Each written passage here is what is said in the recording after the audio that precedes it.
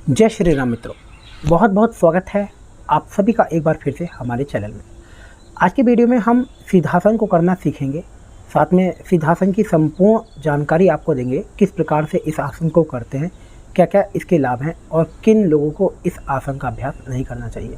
सिद्धासन अर्थात जैसे नाम से ही पता चलता है कि सिद्धि देने वाला आसन, अर्थात यह आसन हमारी चक्राओं को प्रभावित करता है। हमारे जो 7 चक्र हैं, मूलाधार, स्वादिष्ठान, मणिपुर, अनाहत, विशुद्धि, आज्ञा, सहस्त्रार, इन चक्रों को यह आसन प्रभावित करता है। जो हमारे शरीर में निम्नगामी ऊर्जा है, उस ऊर्जा को ऊर्ध्वगामी करता है, अर्थात उस ऊर्जा को ऊपर की ओर उठाने में यह सिद्धासन मदद करता है। तो बहुत ही प्रभावशाली है यह आसन, साथ में बहुत सारी बीमारियों को भी दूर करता है।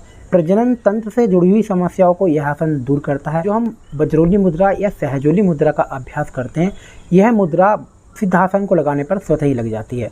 इस आसन का जो सीधा प्रभाव हमारे मूल पर पड़ता है, मूलाधार चक्र पर पड़ता है। मस्तिष्क की शक्ति को भी यह आसन बढ़ाता है। हमारे शरीर की जो ऊर्जा है, जो वीर्य के रूप में किसी कारण शरीर से बाहर निकल जाता है, तो उसको भी बाहर निकलने से बिना किसी कारण से, जैसे स्वप्न दोष आदि की समस्या होती है, उस समस्या को भी यह आसन दूर करता है। तो किस प्रकार से इस आसन को करते हैं, तो पहले आइए इस आसन को करने की सही विधि क्या है यह सीख लेते हैं।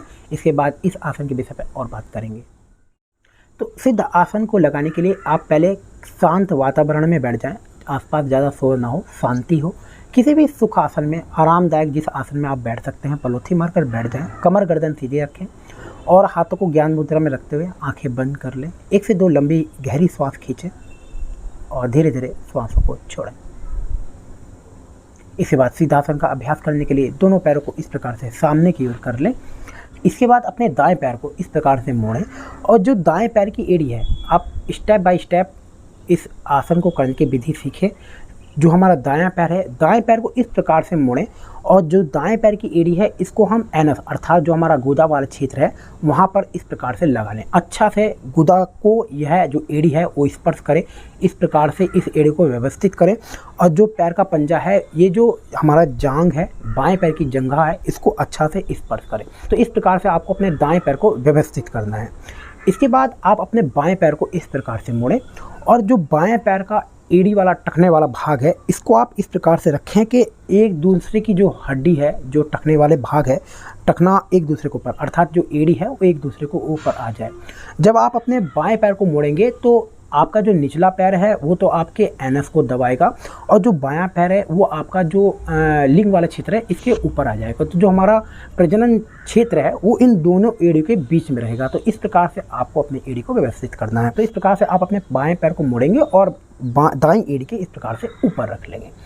इस प्रकार से करने के बाद आपको क्या करना है, अब अपने बाएं पैर के पंजे को दाएं पैर की जंघा के बीच में इस प्रकार से पैर की उंगलियों को फंसा देना है। इसमें थोड़ा सा आप हाथ का सहारा भी ले सकते हैं, थोड़ा सा पैर को खोल के व्यवस्थित कर सकते हैं। तो इस प्रकार से देखिए, जैसे मैंने ये किया है, अपने बाएं पैर की पंजे और उंगली वाले भाग को दाएं पैर की जंघा के बीच में आपको इस प्रकार से फंसा देना है, इस प्रकार से। इसके बाद नेक्स्ट स्टेप, आपको अपने दाएं पैर का जो पंजा है, बाएं पैर के बीच में से इस प्रकार के, बाएं पैर की जो जंघा है इसके बीच में से इस प्रकार से हाथ डाल के इस प्रकार से, और जो दायां पैर की पंजा वाला भाग है इसको ऊपर की ओर निकालने का प्रयास करना है। इस प्रकार से ज़्यादा नहीं निकालना है, बस आपको इसके पैर का अंगूठा और उंगली, हल्का सा पंजा आपका ऊपर की ओर आ जाए, इस प्रकार से आपको अपने पैर को निकाल लेना है।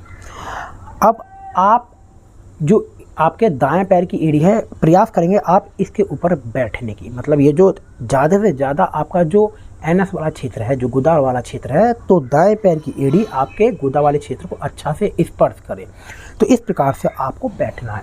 तो यह आसन जो है सिद्धासन है। इस प्रकार से जब आप बैठते हैं तो ये पूर्ण सिद्धासन की अवस्था है और इस आसन में बैठने से आपके जितने भी शरीर के निम्नगामी जो समस्याएं होती हैं, जो प्रजनन तंत्र से जुड़ी हुई समस्याएं होती हैं, वो सारी समस्याएं दूर होती हैं।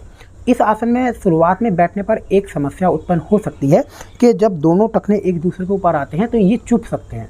तो आप एक काम करें कि इन दोनों टखने के बीच में कोई कपड़ा या गद्दा सा रख लें, हल्का गद्दादार कपड़ा 2-3 तय बनाकर इन दोनों टखनों के बीच में रख लें, जिससे दोनों टखने आपस में जो अगर एक दूसरे के ऊपर रहेंगे तो शुरुआत में थोड़ा सा आपको कष्ट हो सकता है। तो इसलिए दोनों के बीच में जब आप कपड़ा रख लेंगे तो ये दोनों आपस में स्पर्श नहीं करेंगे, गद्दा बीच में रहेगा, तो ये आपको इस अवस्था में बैठने पर आपको कष्ट नहीं होगा। तो इस प्रकार से सिद्धासन में बैठना है दोनों आपके जो घुटने हैं ये ज़मीन से स्पर्श कर जाएंगे। कमर और गर्दन आपकी बिल्कुल सीधी रहेगी और इस अवस्था में आप दोनों हाथों की ज्ञान मुद्रा में बना लेंगे। दोनों हाथों की अंगूठा और अंगूठे से पास वाली उंगली मिलाएंगे, 30 शेष उंगली सीधी रहेंगी और इस प्रकार से आप घुटने पर रख लेंगे। कमर गर्दन आपकी बिल्कुल सीधी रहेगी, आंखें बंद, और इस प्रकार आप इस अवस्था में बैठकर प्राणायाम का अभ्यास भी कर सकते हैं और आप मेडिटेशन अर्थात ध्यान में भी इस अवस्था में बैठ सकते हैं। तो इस प्रकार से आप बिल्कुल सीधे बैठे और यह सिद्धासन की पूर्ण अवस्था है। तो हमने जाना कि सिद्धासन को लगाने की सही विधि क्या है। तो इस प्रकार से आप सिद्धासन को बिल्कुल सही तरीके से सीख सकते हैं और इस आसन के बहुत ही आश्चर्यजनक प्रभाव देखने को मिलते हैं और इस आसन के बहुत सारे सकारात्मक प्रभाव हमारे पाचन तंत्र पर भी पड़ते हैं। पाचन तंत्र की कार्यप्रणाली इस आसन को करने से सुधरती है। साथ में जो हमारा प्रजनन तंत्र है, प्रजनन तंत्र से जुड़ी हुई समस्याएं तो इस आसन को करने से दूर होती ही हैं। अब बात करते हैं कि इस आसन में हम कितनी देर बैठें। अगर आप सामान्य रूप से अपनी कुछ समस्याओं को दूर करना चाहते हैं प्रजनन तंत्र से जुड़ी हुई, तो 3 मिनट से लेकर 5 मिनट का समय काफ़ी है सिद्धासन में बैठने के लिए। पर अगर आप मेडिटेशन करते हैं, ध्यान करते हैं, तो आप इस आसन में 10 से 15 मिनट भी बैठ सकते हैं।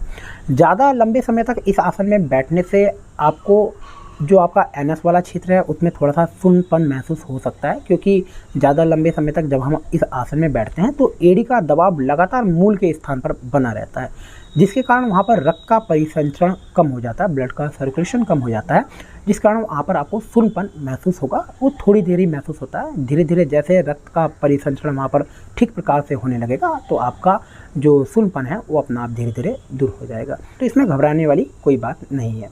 तो इस प्रकार से हम सिद्धासन के अभ्यास को करते हैं। चलिए जानते हैं कि इस आसन को करते समय हमें क्या सावधानी रखनी चाहिए। तो जिन लोगों को कमर दर्द से जुड़ी हुई कोई गंभीर समस्या हो, जैसे कि साइटिका, स्लिप डिस्क या कमर की नस दबना आदि समस्या हो, तो वो इस आसन को ना करें। साथ में जिनको घुटनों से जुड़ी हुई कोई ज़्यादा गंभीर समस्या जैसे अर्थराइटिस की समस्या हो, घुटने बहुत ज़्यादा दर्द करते हो, क्योंकि इस आसन को करते समय घुटने ज़्यादा मुड़ते हैं, तो वो भी इस आसन को ना करें। बाकी सभी इस आसन का लाभ उठा सकते हैं।